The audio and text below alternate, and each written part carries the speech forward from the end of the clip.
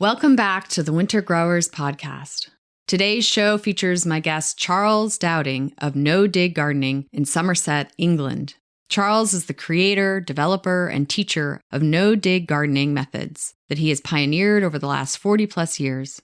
He currently has 1/3 of an acre under cultivation, which he primarily uses as a teaching filming site and runs a YouTube channel with instructional videos on his no dig techniques. He's also written 11 books, including How to Grow Winter Vegetables, created 3 online gardening courses, gives talks, and writes for gardening publications regularly. Growing year-round at the 51st parallel in Zone 8 in southwest England, he appreciates the advantages of easy winter sales and the long-term harvests from one summer or fall planting.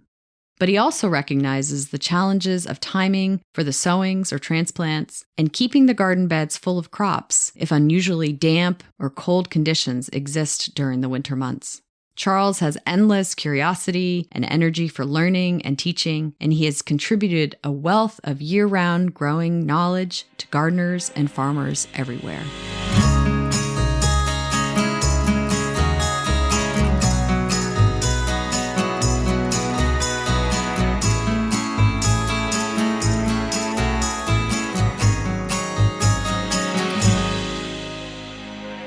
Today's episode of the Winter Growers Podcast is brought to you by Tunnel Vision Hoops. Tunnel Vision Hoops designs and manufactures do-it-yourself high tunnels, hoop houses, and greenhouses. With an extensive array of products to help large and small growers become more productive, they have 11 different tunnel widths to fit any application and designs to stand up to weather conditions from coast to coast. Tunnel Vision is also a national distributor of parts and accessories needed to build, maintain, or upgrade an existing tunnel or hoop house. Check out their Tunnel Vision Hoops YouTube channel for instructional how-to videos to help build a great high tunnel or hoop house.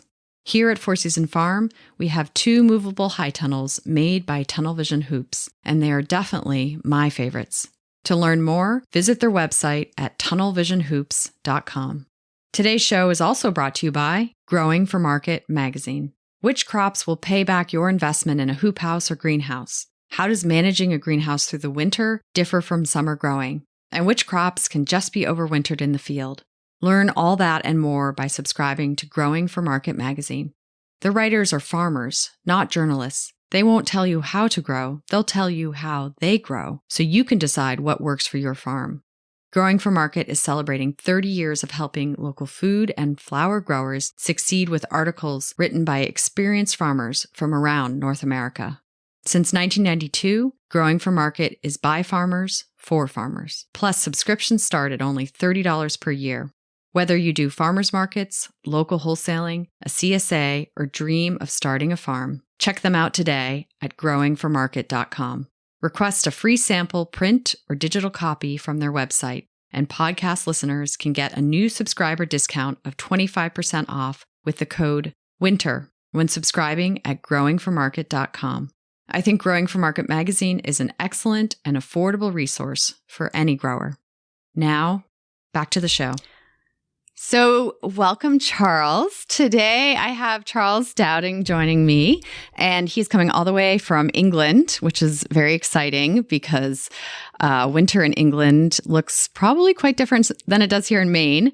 And I'm excited to speak with you about your very, very long career with agriculture and teaching and no dig. So welcome to the show, Charles. Thank you, Clara. It's a great honor to be chatting with you, actually, and I'm really looking forward to it.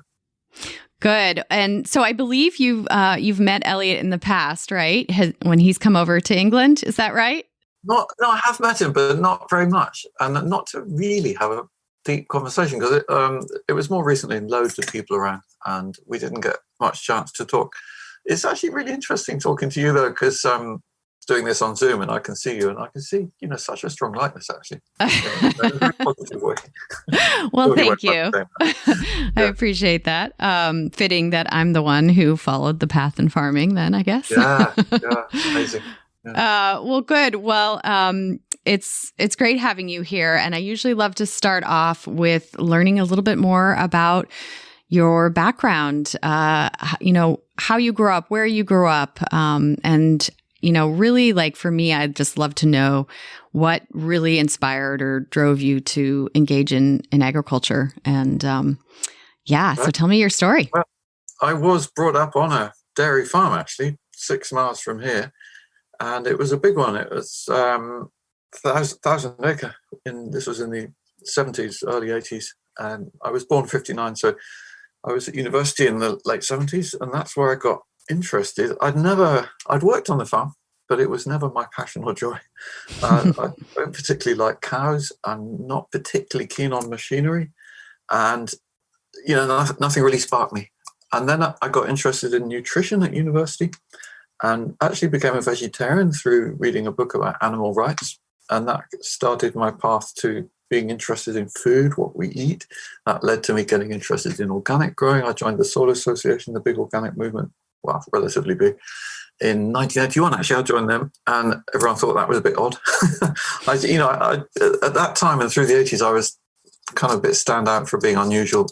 Organic in those days was definitely hippie, and you were really on the fringe, and so much so that was what kind of occupied all the debate, if you like. And I was no dig as well from the beginning, except for one thing, which was that I borrowed the farm rotavator and tractor and would rotivate old pasture.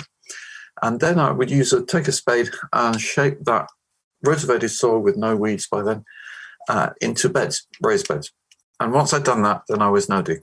So I successively took in, I started with 1.5 acres in 1982, and then gradually increased through the 80s.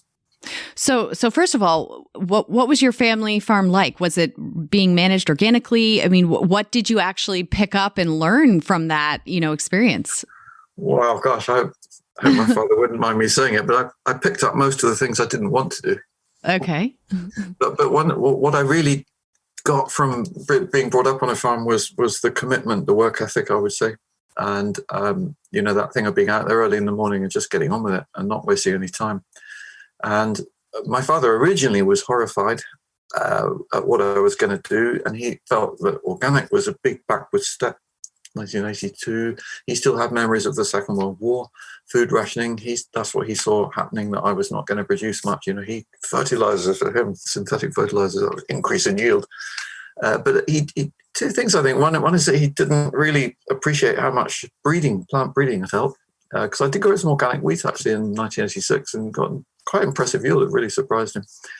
And the difference in growing vegetables, farmers and gardeners. I mean, I don't know how much you get this, but I'm really intrigued in the States how you use the word farmer in situations where we would say market gardeners. Because farming and market gardening are like chalk and cheese here, and they don't cross boundaries much. And if you walked into a room with farmers and market gardeners, one lot would be one end and one lot would be the other, sort of thing. And yeah, fair enough, but that's just how it is. And so I was market gardening and high value crops like what you do, and that's very different to what he knew. Yeah, no, I think that's an important distinction. I mean, depending on, where you're living, obviously the titles and the names are different. I guess I would say in most of the states, maybe to differentiate, we say small scale farming, but, the word farmer does really represent, all different types of farmers for sure. Maybe not in the, if you look at sort of what the American public might think of as a farmer is probably vastly different than, the small scale farmer. But but the term, you're right. It can be confusing sometimes. Yeah, and so I started off in farming, and sort of large scale market gardening I had 7.5 acres of no dig beds by 1986, and I was supplying wholesalers in London and that kind of thing. So it was kind of, in a way, it felt like farming scale, but in my heart, and it's taken me a long time to realize this and really get happy with it and embrace it. I'm a gardener, I feel, and I'm more coming from the ground up. I'm not a big organizer. I don't like big organizations. I'm never happier than when I'm doing it myself or just with 1-2 other people. And I like Homemakers Now is much smaller market garden than what I had in the 80s, and I don't want it to get bigger. I can do other things around it, but not the actual vegetable growing. Partly with my time of life as well. I'm 63 in a minute, so it's like, So while you were at university and then when you got started, who were your influences? Who inspired you to start, really looking at all these different ways to be a market gardener? Well, there was a guy in the village actually who kept pointing me towards the Soil Association. That led me to some of their writings. People like Eve Balfour, Albert Howard. So some of the early pioneers of compost making. And there were a lot of other people in the Soil Association in those days who what I would call holistic thinkers. Well, people like you have, like Wendell Berry, and really looking out into nature and how it works in nature. There were one or two people interested in no dig. There was a guy called F.C. King who was a gardener at a big estate in northern England, and he wrote a book called The Weed Problem, and that had a bit about no digging, not a lot, but enough to help me realize it was a thing. And then I came across Ruth Stout, who I'm sure you know of anyway. Was she very far, incidentally? She was in Connecticut, is that right? Ruth Stout. I believe so. I'm actually, I've never met her, so I don't have a lot of, personal connection with her, but. Sorry, I mean, she's dead now, but she was, she pioneered no dig in 1947 when she was waiting for the plough, apparently, to come and plough her vegetable garden. Her husband had a small farm, and it didn't come. So she thought, well, sorry, I'll just sow my seeds. And then her husband gave her some old hay and she put that down to, just mulch the soil. But I don't know how she was thinking of it quite like that then. But anyway, it all worked basically. It all grew. And then she just thought, well, forget the plough. and then that became no-till. And she wrote magazines and a book called No Work Gardening. So, of course, that was a bestseller. And that came out in the 60s. And I somehow got hold of a copy in 1982. And she inspired me to believe in that as a possibility, because no one else was really talking about it at the time, certainly not in the market gardening world. And I didn't really think of it as a thing, if you like. It was more that I just wasn't doing the cultivating. And now I would say, and the way it's gone, no dig is a positive thing. Subject, it stands in its own right, but in those days, for me, it was more something I wasn't doing, not rotivating or whatever. And I didn't really realize all the benefits. But one thing I noticed was many fewer weeds. And that was the big one. Because I started off using Ruth Stout's hay. I bought some old hay, much to my father's horror. So you bought that old mouldy hay. And I put that on my beds. And that was both to mulch the ground, feed the soil, and also stop the weeds growing. So I was really worried about weeds. When I started, I'd been looking around organic market gardens in the early 80s, and they were all a sea of weeds. If any of them are listening, I hope you won't mind me saying that. But it really struck me, and I thought, I've got to get on top of the weeds, because these guys, they were struggling, and there couldn't be as much joy in it, because it was always on the back foot. So that's why I was doing a lot of mulching. Then I realized in the climate we have here, and this is where it's so different, I think, to you as well, we're very damp, and any mulches like that, hay and straw, we get a lot of slugs. And so I lost a lot of plantings in spring 83, and that's what led me to compost mulching. And that's pretty much where I stayed since. So how would you describe the differences between no dig and no till, or at least what you've seen sort of, recently with the development of no till? I'm curious, what's your perspective on that? Well, that's a really interesting question. I don't know if I'm qualified to answer it really, because I don't know how much I know about what you're referring to as no till. All I can say is, I'd love to hear it myself actually, but for me, no dig means just minimal disturbance. I wouldn't say zero, because occasionally, like if you're going to plant a tree, it's one of my favorite things on YouTube when people say, oh, so with no dig, how do you plant an apple tree? You can't dig a hole. It is allowed. But beyond that, the obviously necessary, it's just no disturbance of the soil. But that's one part. The other part is feeding the soil life on the surface with mulches, whether in mostly compost, but also wood chips, say, on the pathways. That for me is no dig. And what I've noticed in the States is maybe a bit more tilthing, you call it. Would you say? Is that fair? Yeah, and I also, more use of cover crops and green manures, and I'm curious how much that is used in your system as well. Yeah, but is that cover crops that you till in just for super very shallow? Well, no, typically they are, they could be either silage tarp covered or crimped down and then winter killed and then incorporated or sort of raked off, once the debris is broken down. Yeah, right.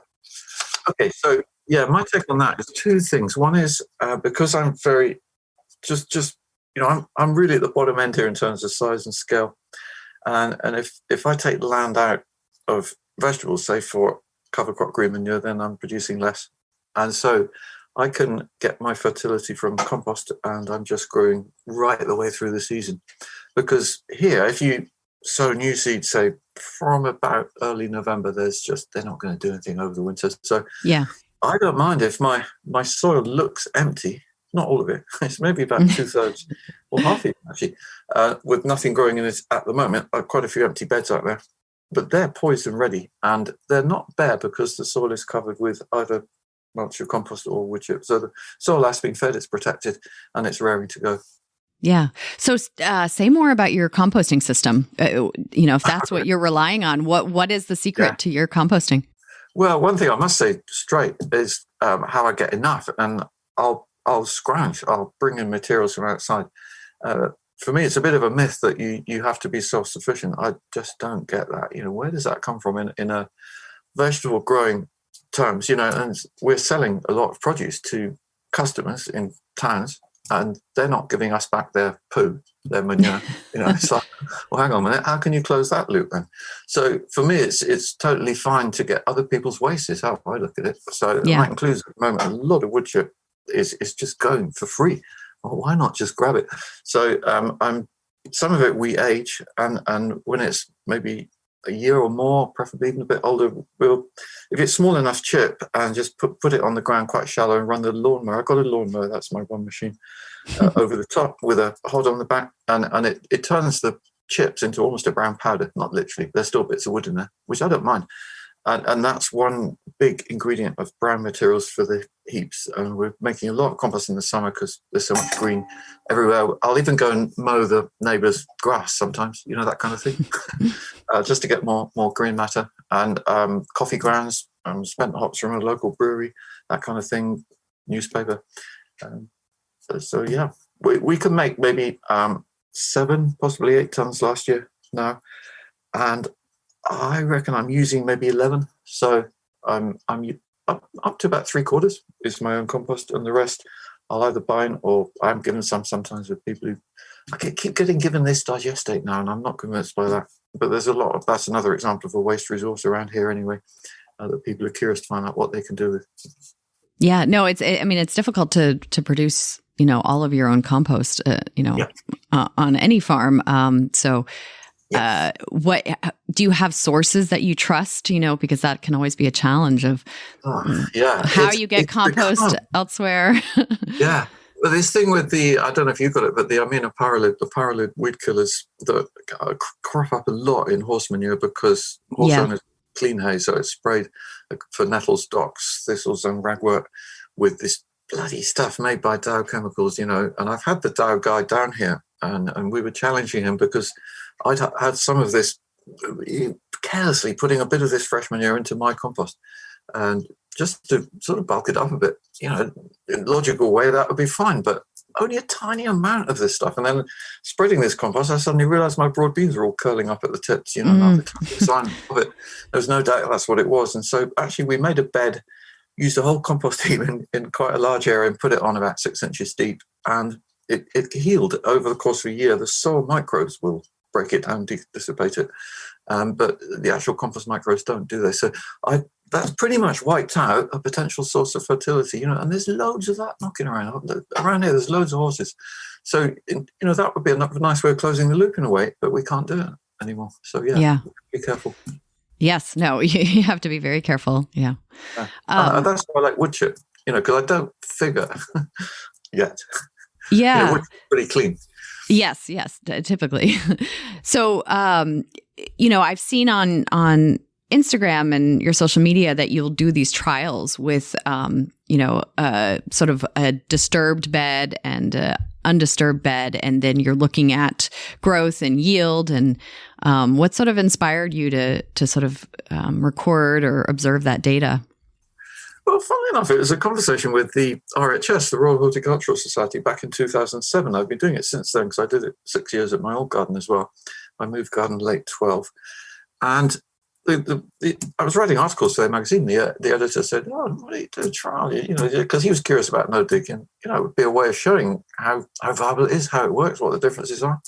I thought, yeah, what a great idea. So ever since then, I've had beds side by side, grow exactly the same thing, put the same amount of compost on, see what happens.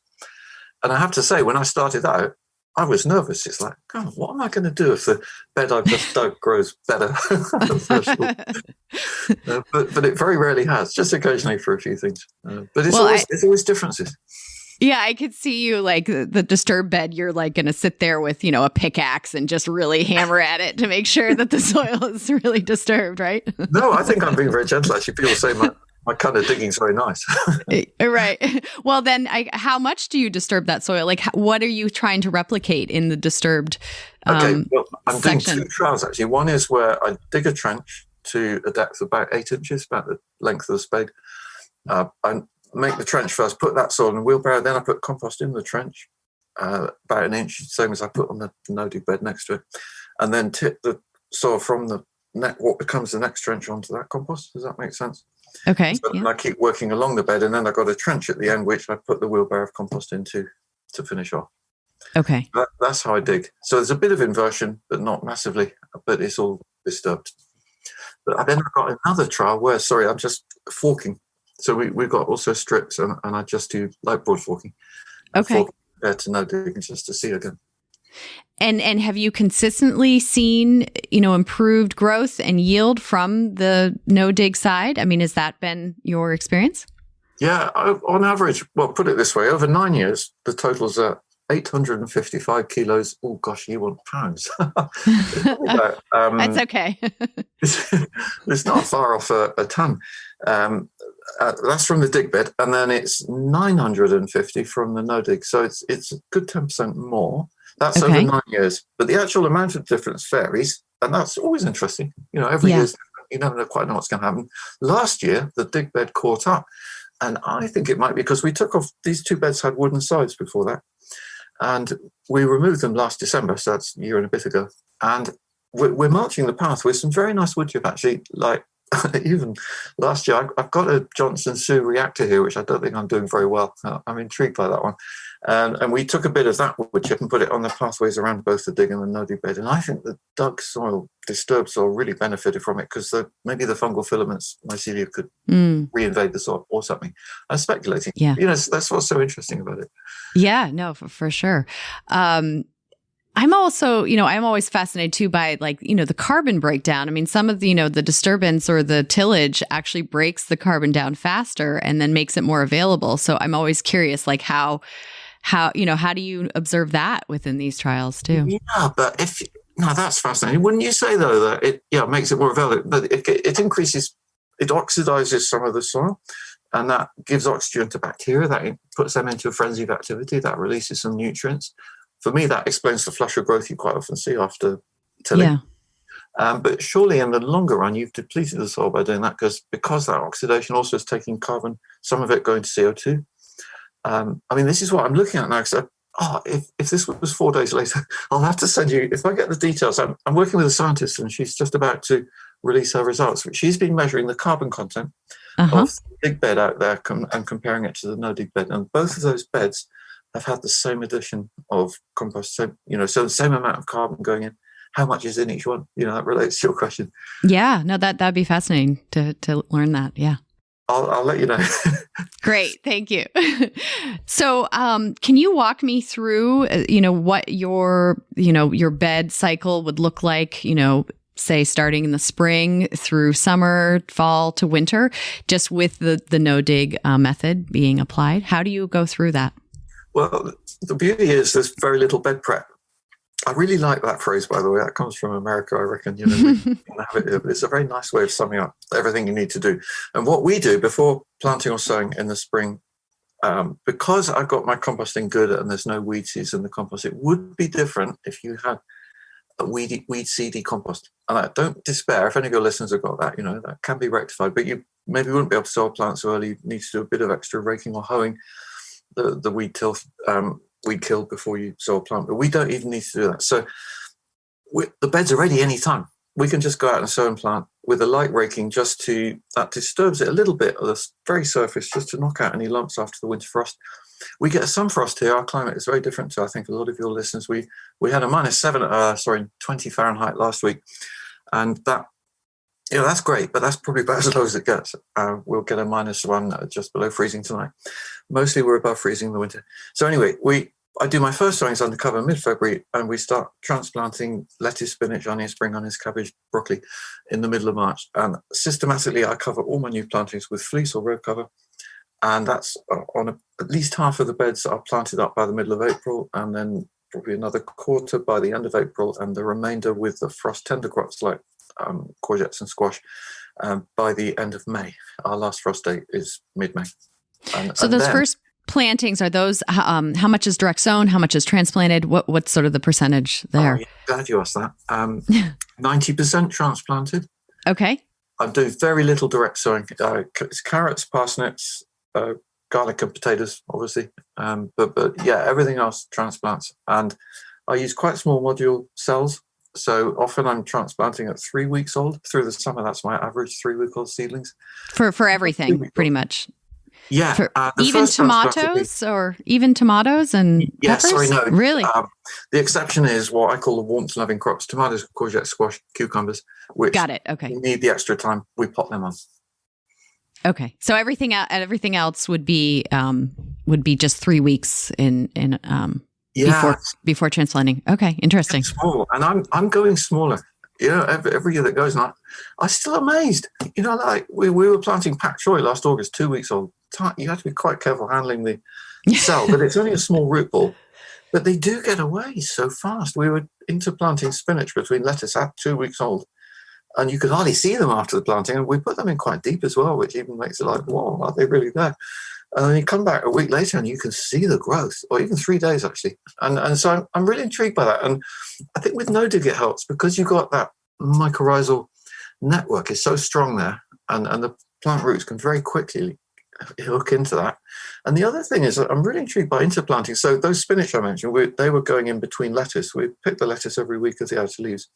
And that makes space, but it means there's quite a strong lettuce root system. And I think, a bit like, this mother tree idea, the lovely book by Suzanne Simard, that, maybe those existing vegetables actually help the new ones. I grew up in this sort of school of thinking it was all competition, but in 1983, I did my first trial. I had 2 beds of Brussels sprouts and put in some lettuce between one bed, Brussels sprouts going in at 2 foot, big wide planting. And I put some in with lettuce between and some on their own. And the ones which had lettuce between, the Brussels grew twice as quickly. That really. Yeah, no, I mean, interplanting is fascinating. Yeah. I'm curious though, before we get into that, about the age of these transplants being so small. What's fascinating about that is, obviously the older they get, there's more of the transplant shock.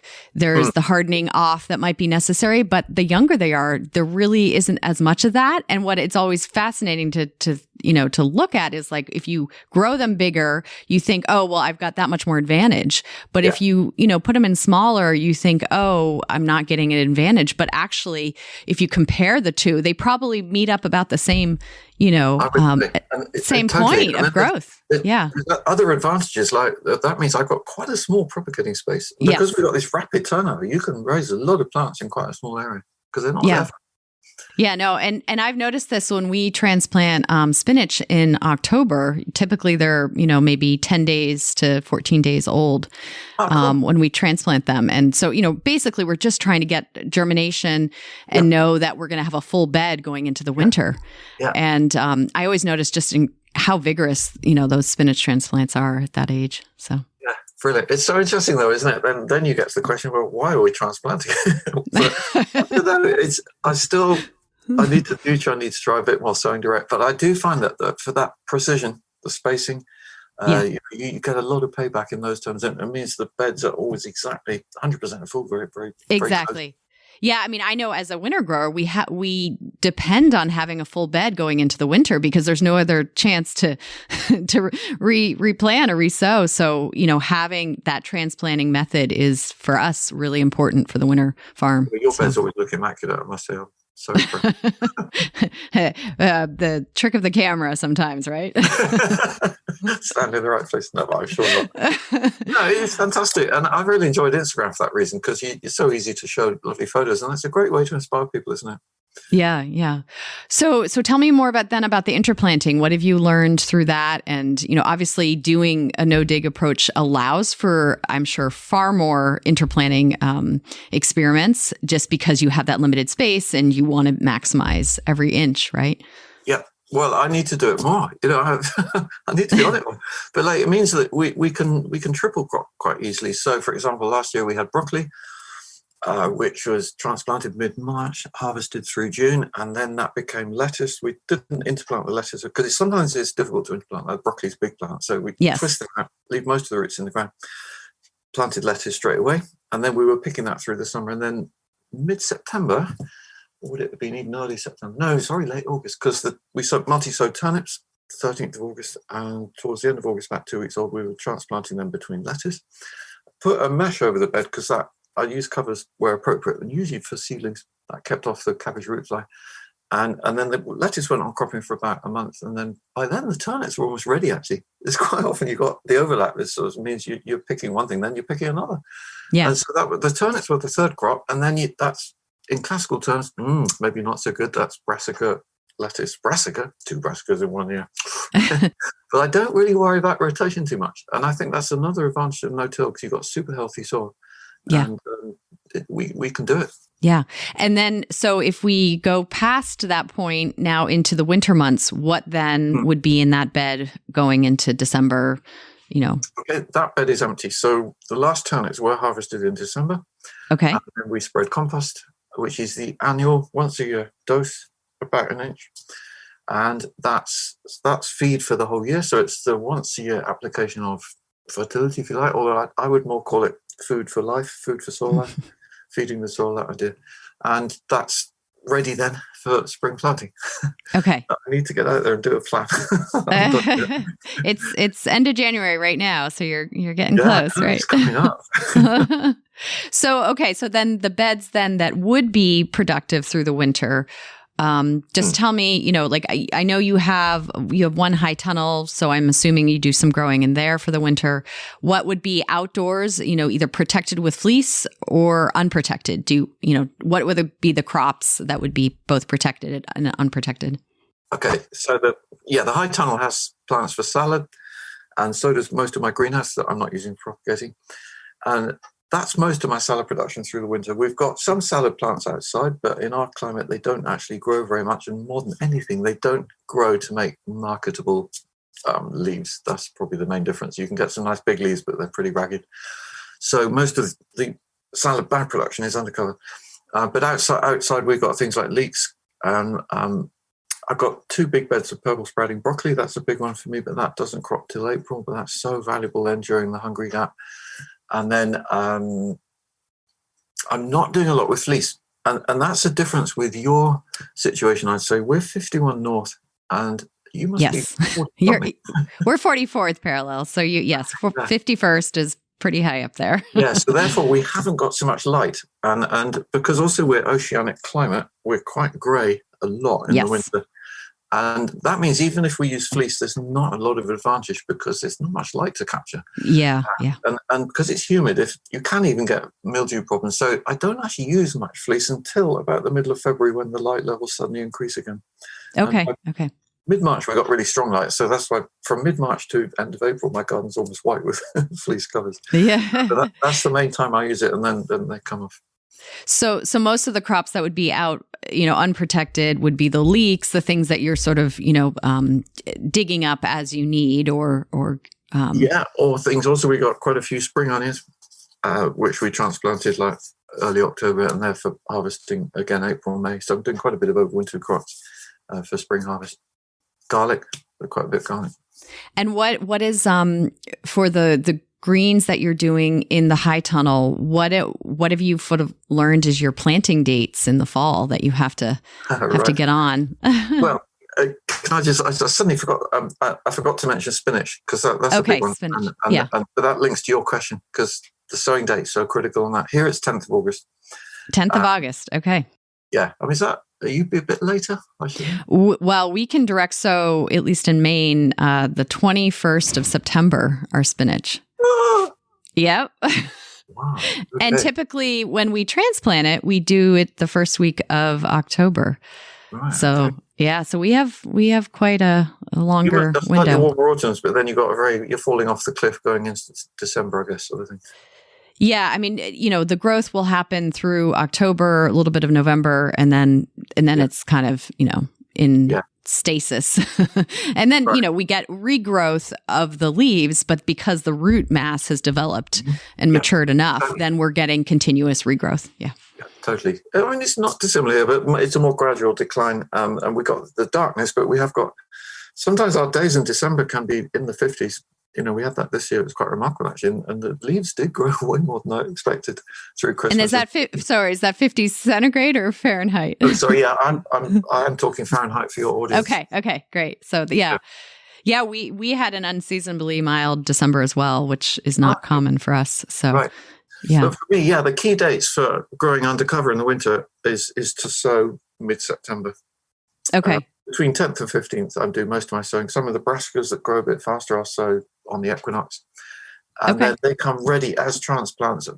Between 10th and 12th of October, for me, that's a good date to be getting them in the ground, say in the high tunnel. And that gives us time to get the tomatoes and cucumbers and everything else out, all the summer plants. Got it.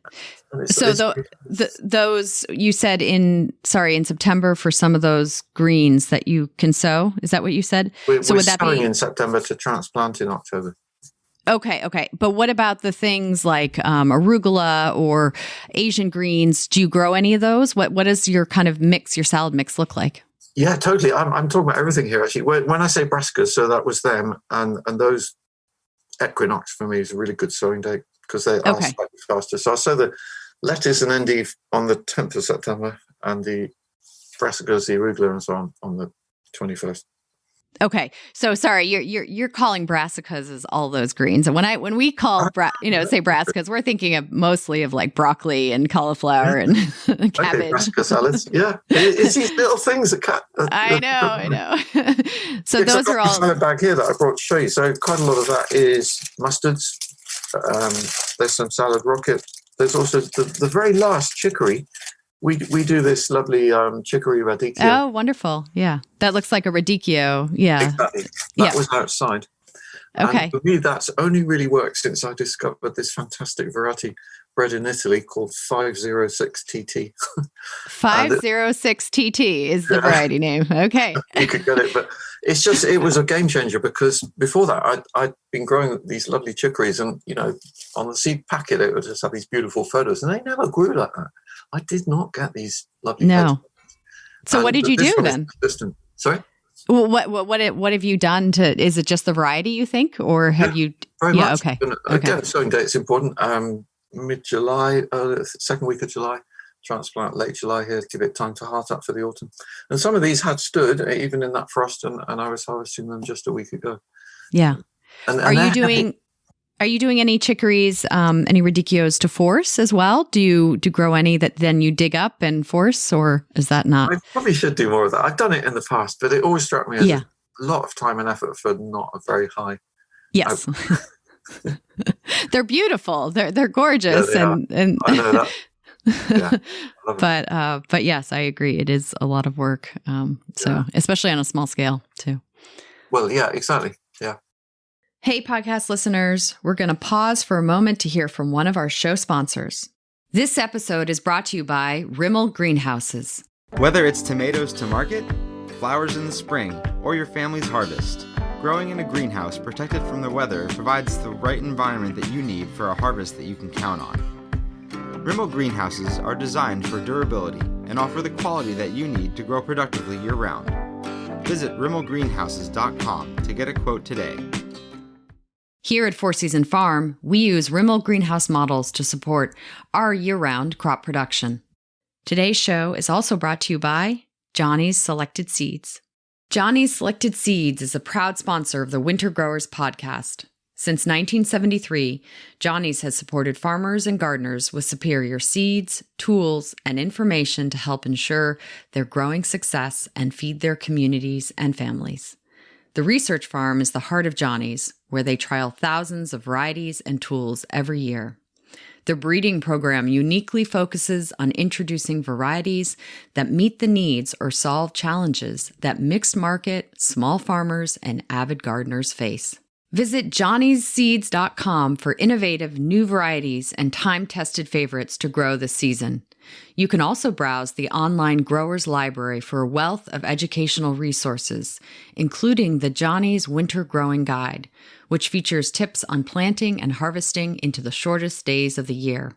The employee owners at Johnny's look forward to growing with you. Now, back to the show. So who are you selling to in the winter? Do you have a CSA, shops, markets? No, I never do any of that. I've just got 2 shops who I've always supplied for a very long time, maybe 40 years, and 2 restaurants. Well, 1 restaurant. The 2 shops and a restaurant in a local town called Bruton, and there's 1 pub in my village here. And then I do a few boxes, actually, just for local people, mixture of vegetables, and I sell a bit of salad locally, just bags of salad, and that's it. Yeah. So is that just because you have excess to sell? Like your intention isn't necessarily to be selling. It's because you're producing enough that you can't eat it all? Yeah. I'm not a true market gardener. Well, true is not quite the right word. Classic. You're not currently a market gardener. Yeah, because what I'm doing, for one thing, I'm doing a lot of teaching, as you noticed. So I'm growing some things just for that, trials. But also with the teaching here, we have a lot of course days here now. And we give them a fantastic slap-up vegetable lunch.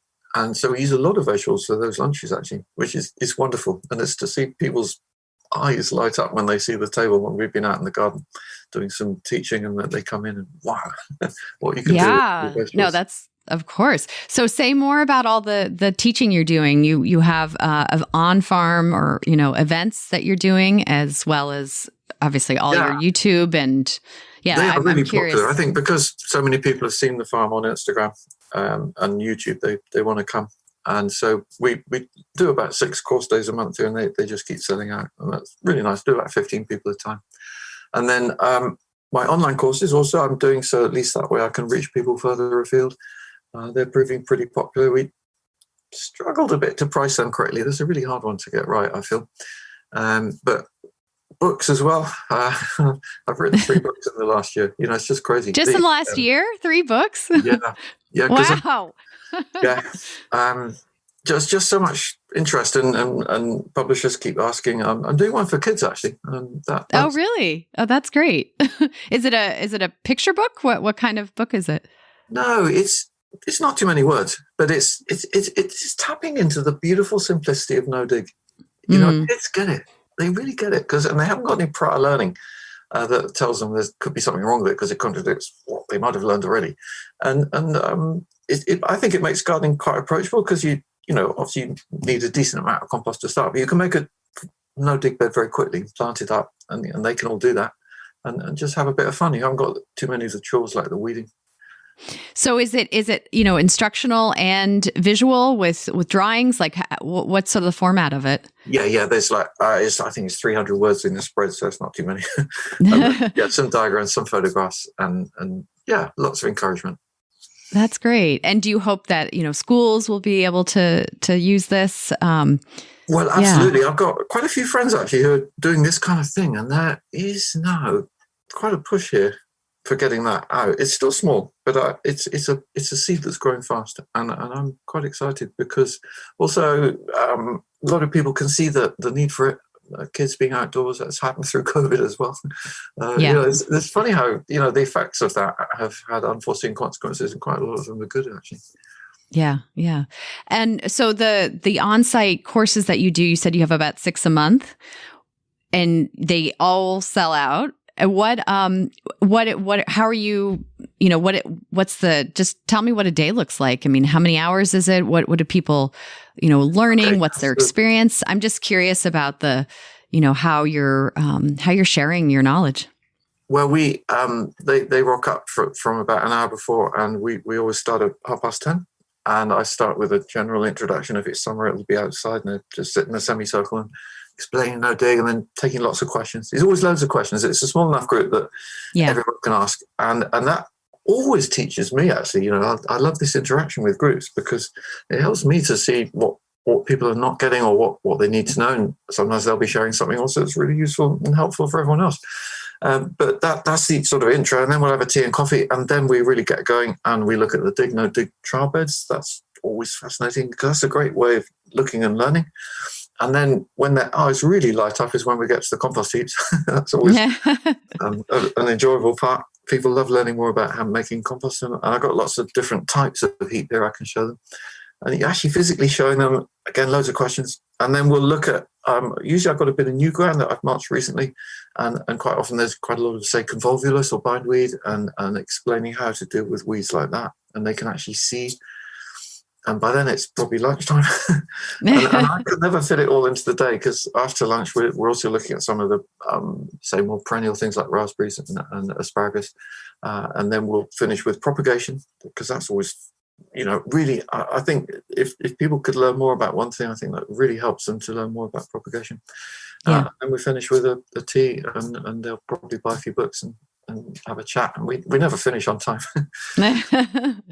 And are who's your typical audience? Are they people, who just, have no experience, or are they actual market gardeners? Do you have all types, I'm assuming? It's mostly gardeners, actually. I would say 1/4 market gardeners, and then gardeners at all stages, because the method I'm teaching, explaining is you can scale up or you can scale down. So you can do it on one bed, you can do it on 100 beds. It's not much difference in the core method, if you like. And the understandings, that's what I'm always wanting to get across, is not so much that, you tick this box, that box, what you do. It's more the understanding you have so that you can apply it in your situation, because everybody's different, aren't they? And that's why every garden looks different. Every market garden is a very joyful thing. But if they got the core understandings, then they can apply them. And that's what I want to get across. Yeah, that's sorry, great. I knew that. Sorry, I hadn't answered. The audience, the one thing I've noticed is they're getting younger. Younger, good. Yeah, it's really cool. Like we've even had teenagers. Well, good. Well, we need younger people. I mean, that's amazing. I'm so glad to hear that. So when I started, it was pretty much all in their 50s and 60s. And now I was one of the younger ones. And now it's the other way around. Yeah. Have you noticed that, shift, in England with, younger people getting involved and, looking at it as a career, as, more than just a hobby? I mean, have you seen that shift at all? Definitely. But I feel the big thing that's holding it back from really flowering is the price point. And we've got a real cheap food culture here. I think it's worldwide maybe, but I think here it's particularly pronounced. Because I did market garden for a while in France, and so I know what it was like selling vegetables there. It was a lot easier, and you could charge more realistic price, I would say. So here, people are having to sell for not much, and usually I would recommend having either a second string to your bow, another source of income, or you've got to be really big. Yeah. And what about land access? I mean, is that challenging? Yeah, totally. Yeah. The other thing, it's a small island, and a few people own most of it. It's, we have something called the Land Workers Alliance, a group of slightly revolutionary small market gardeners. They're really good, and they campaign politically. It needs some of that as well. So what would be the general, if a young market gardener wanted to get started, are there lease arrangements? What is the point of entry? How do people get, how do they get started? It's if you know somebody, I would say there's not a few larger farmers who are interested to have a small market garden on their farm. And, but that's about who you know. I'm struggling here, actually, to be honest. Yeah. Okay, give you an example. I've got a girl who worked here, and she, for 2 years, so she's trained up, and now she's starting a CSA. Mm-hmm. And she managed to find 4 acres to rent from a farmer, and she's one thing she's really good at is talking to people. And one person then knows somebody else, and she's built up a kind of network of people around her. This is Long Lane Farm, if anyone in the UK wants to have a look. It's South Dorset on the south coast, Kate Forrester. But she's a nice example of someone starting out with nothing. And until a year ago, she was a chef. But she's doing part-time work here. And so she's not a farmer. I mean, she's becoming a farmer.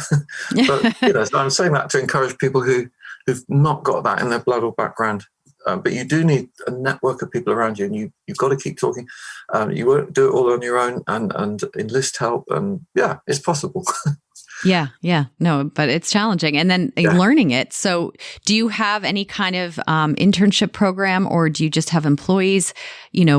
Are you able to work with, educating the next generation at all? Hands-on? I'm not a big enough market garden or place really to have interns. I would like to do more of that. But it also here, there's very, like you're saying, limited land access. Homemakers is not big. There's hardly space for cars on the drive, sort of microcosm of everything.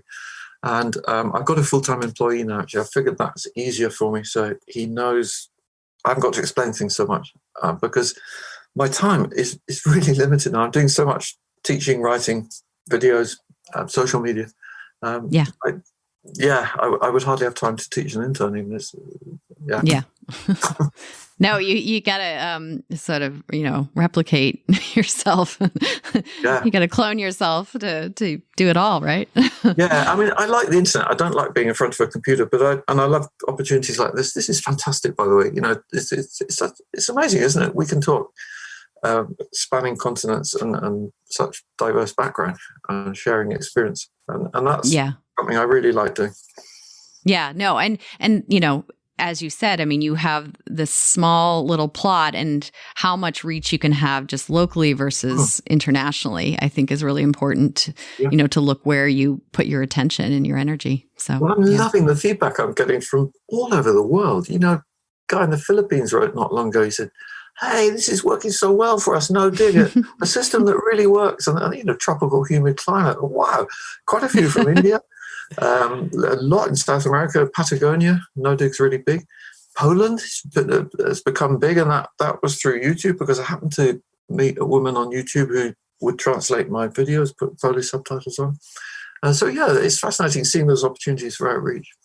Yeah. And I'm sure there's so much more that you can learn from other people in other climates and, cultures. I mean, it's always amazing how much the give and take, happens too. Yeah. So. Yeah. So, obviously no dig is successful and you've pioneered so many of these methods, but what would you say are your challenges, your failures, the things that keep stumping you with this? I mean, there's got to be some things that you're just still haven't quite cracked. And I'm curious if you want to share any of those. Well, no one likes talking about that, but I think it's important. Yeah. What's always been a challenge for me actually is integrating the human side. I'm a fanatical worker, and I think I'm not always brilliant at getting on with people sometimes because I'm so focused. I'm probably slightly on the spectrum in that. But just for me personally, that's the thing. Making it pay has until recently been always a bugbear for me because it felt so wrong that I could be working such long hours and basically being valued so little by society. That's what it feels like. I've been fortunate that I grew up with some money behind me. So, I haven't been in the gutter, but that's where I can see that, other people, that's the big issue. And I know that Kate, for example, is probably lying awake at night, is this going to work? But the CSA model is brilliant because you have got that money up front. And I had a German student working here 4 years ago, and he went away and started a CSA. His parents were shaking their head. They said, "This is never going to work." And he didn't have any land, and he sold 50 shares for €1,000, and he managed to find a space to rent, and it's just gone from strength to strength. And that's hi, Felix, if you're listening. So that's an example of nice things that can happen, but it is always the challenge of economics. I think is a big one. Yeah. It is. I think that's a shared challenge all around. Yeah. And then I guess what would you say is what's your favorite moment or thing about, no dig? Like, is there an experience you have with the plants or the soil, that you just feel so deeply connected to the, to the universe, to nature, to God, whatever you connect with? Yeah, well, I would say there's two questions there. One is the favorite moment. I've got a very strong one of that, and it's around the third week in May, when I suddenly feel I can go out in the garden, and until then it's often been a bit of a struggle to get things growing. You have to cover them and all this sort of thing, and growth can be incremental at first, and then it's like, wow, take off. And that period of time, it's interesting because it's what my father, dairy farming, so one of his main crops was grass, and he'd always say the third week of May is when you see the most grass in the year in our climate, and a combination of daylight and temperature. And last year it was really strong because we had a very cold April, unusually cold, and that carried on into the middle of May. And then it was actually just before the full moon. We had a full moon on 26th of May, and that triggered a shift of the wind, and suddenly we went from being cold with even slight frost to summer temperatures for a whole month after that, and that was my favorite time. So that's my favorite moment. But with no dig, it has brought me closer to God, call it how you like, universal energy intelligence, because it's realizing, appreciating the power of those natural processes that we've ignored really for so long. I feel, when I started farming and I go to these conferences and you had these very severe looking professors standing up there, and they would say things like, the soil is like a bank balance, nutrients out. And it was very dry and kind of mechanical. And there was certainly no feeling in that, that the soil had feeling, so it was just chemical. And so the biological side of it that's come to the front recently, that's been fantastic. I'm so happy about that. And I feel I'm learning more all the time. I'm sure you feel the same. It's just amazing, isn't it? And the mycorrhizia and all that. Yeah, no, it's endless. Yeah, it's amazing. Yeah, it's endless. Yeah. Endless. Yeah. Well, wonderful. Well, I think we're at our lightning round questions. If you are ready for those, we've got some light, fun ones and some deeper ones. So, are you ready? Cool. Okay. Number one, what is your favorite crop to grow, cook, or eat? Okay, garlic. Okay, why? Well, yeah, I like it because it grows over winter quite a bit, so it's already poking up, and then it harvests early, so we've always got time to grow something else. So it's a half crop, but I actually like to eat it more than anything. I'll eat it raw every morning.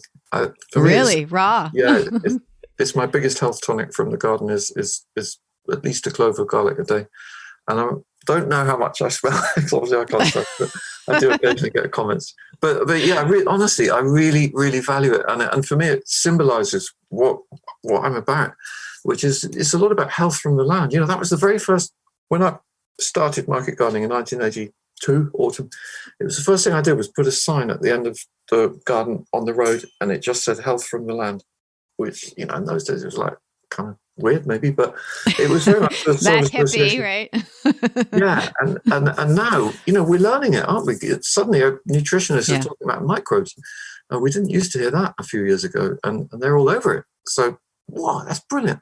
I'm always saying, eat some soil. Well, yeah, my mother used to say that as well. It's this old-fashioned idea. But yeah, garlic. So love garlic. What gets you up in the morning? Oh, golly. Well, when I was younger, I'd just bounce out of bed, no sweat, at about 5 o'clock most mornings. And now I do still get up early, but it's not quite so rapid. But what gets me up is just knowing how much I've got to do. And lately, because I'm doing more writing, I find that the 2 hours or 3 before 7:30, say, are very quiet, and I can do a lot of writing then not interrupted. So that really motivates me to get on. Yeah, I like that. What is your favorite tool? That's my wooden dibber. So I really like wood tools, and it actually links to one of my favorite, my heroes is Victor Schauberger, Austrian forester, and a discovery he made in the 1930s in Bulgaria, where they switched from using wooden moldboard plows to iron, and they noticed a big drop in yield. And the king of Bulgaria called in Victor Schauberger and said, "What's going on? Can you help us?" And he noticed this, and actually that's where he invented the copper idea, because it wasn't iron. But linked to that is wood as well, because it doesn't interact with soil energies the same way that iron does. And that's how we transplant everything. So I've just fashioned these long-handled wooden dibbers. It's very easy to do. Anyone could do it from like an old tool handle. Make the end rounded, and that's what I use without having to bend over too much to make lots of holes. And I know that some people now have developed this into making loads in one plate sort of thing. You just push in, and wooden dibber, basically. So it's just a wooden transplant tool. Yeah, and I do it singly still. I haven't got my bed so level. I'm always amazed at some of the photos I see of that. Mine are always slightly rounded, and they wouldn't really work with making loads of holes at one point. But I can do it really fast, and can still do it. So I'm happy with that. What's your favorite smell and your least favorite smell on the farm? The favorite smell actually is not vegetables. It's grass, hay, drying grass. I love it. So that's that time of year again, late May, June. And then least favorite is anaerobic compost or manure, methane sort of smell. Don't like that. Yeah, telling you've done something wrong. Well, exactly. It's unpleasant to come back. What would you be doing if you weren't farming? Well, I guess now I'd be doing more teaching, more interacting, sharing the knowledge. I don't know before that what I would have been doing. I've always enjoyed building. When I was younger, I would build walls and that kind of thing. I like using my hands, basically. In my 20s, I had a bread round. I made bread, and that was one of my part-time occupations, selling bread. So those kind of crazy things. I had a farmer tell me that their favorite tool was actually their hands. Oh, that's a nice one. Great. Yeah. That's good. I like that. Yeah. Who's an inspiring farmer or land steward you'd want to have as a dinner guest, either living or deceased? Well, that would be the guy I mentioned, Victor Schauberger. For me, he was just incredible because he was, he wasn't academic or anything. He was a forester, but he learned all these things, and he discovered copper tools. He discovered a lot of energies about water, and there's still loads of his work that we need to discover, I feel, and it is starting to come out. And his grandson makes copper tools that we use. You can buy them. They're made in Austria, like copper hoe and that kind of thing. Is there one particular question that you'd want to ask him? More than one. I don't know, actually. It's really hard to isolate it down to one. I'd love just any question, yeah. Yeah, I'd love to find out more about water. Water as a living organism, that's something that he was really big on, and I still don't really understand what he was saying about that and all the vortical flows in water and that kind of thing. And I think that links to farming, because if we can energize water more, there's so many things to discover like that. Yeah. What's one piece of advice you wish you had starting out, or something you wish you had done differently? I wish I'd been more prepared to challenge official sources of information and not readily believe so much of what I was told. I grew up in a not very authoritarian, but slightly authoritarian background. You did what you were told.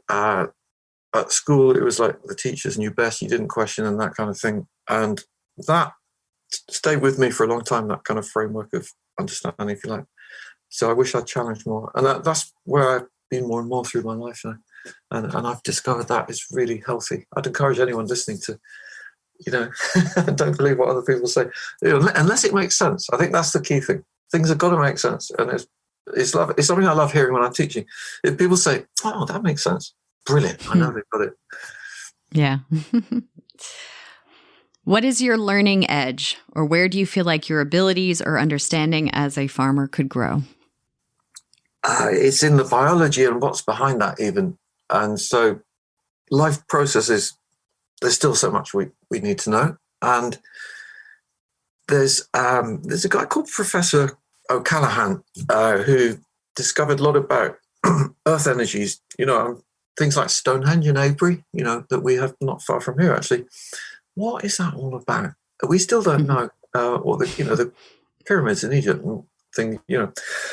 I'd love to know more about those kinds of energies that science can't measure, because I think there's fantastic potential there to help us to grow more food and exist more comfortably with nature. Mm. How do you relate to that which is out of your control? Not very well. It makes me want to understand it. I'm not good actually when I'm out of my comfort zone, but it. Yeah, I don't know really. Actually, that's a deep question. I know. I'm almost going to pass on that. Pass. Yeah, pass. Where and how does wildness enter or influence your farming practice?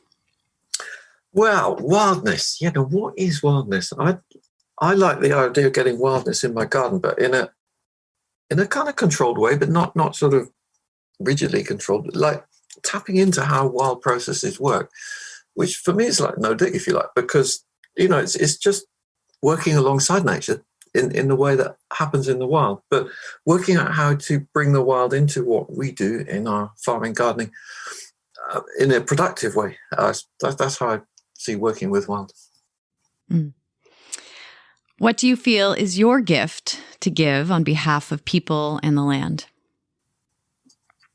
I think linking to what I was saying there, so it would be working more with nature and imposing less and fitting those two together. So it's you've got to work out how can we do this, how can we grow the food we need, say, but without disturbing too much.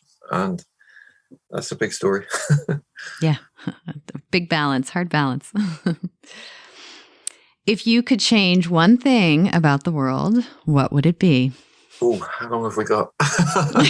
Well, one thing that's come to bug me a lot, and it has a lot over the years, it's the media. And I feel the media are not doing their part anymore. I feel they've been hijacked. And I'm talking about mainstream media here. I don't like what I'm hearing most of the time. And I feel it's a kind of brainwashing. That is what I would want to change, because I feel people are not being encouraged to think enough. They've been brainwashed into being brainwashed. They're just, I can't believe how much they accept what they hear. So, somehow, that's why it's great having these alternative methods of communication. That's the thing I'd love to change, so that more people had access to great information. Yeah. And it seems like the person-to-person connection, the conversation that allows critical thinking is really important. Yeah, absolutely. And that's what we've so lost, haven't we, with the, this whole thing of distance. So, there's sort of hidden things going on there. But for me, a lovely example was last December, I was invited to give 2-day courses in Inverness, right up in northeast Scotland, very distant from here. I actually had to get an aeroplane from Bristol.